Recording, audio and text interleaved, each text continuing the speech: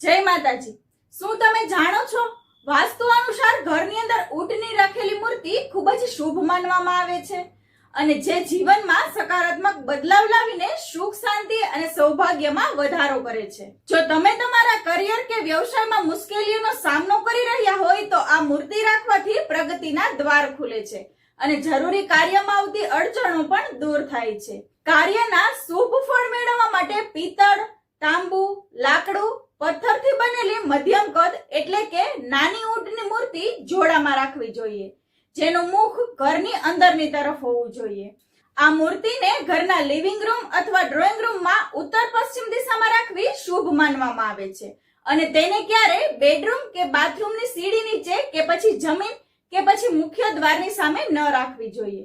તેમજ તૂટેલી કે ખંડિત મૂર્તિ ઘરની અંદર ન રાખવી જોઈએ, તે ઘરના વાસ્તુ દોષને આમંત્રિત કરે છે અને જ્યાં પણ તમે મૂર્તિ રાખો છો ત્યાં ચોખ્ખાઈ હંમેશા રાખવી જોઈએ। તો આ વિડીયો તમારા ફ્રેન્ડ્સ અને ફેમિલી સાથે જરૂરથી શેર કરજો। જય માતાજી।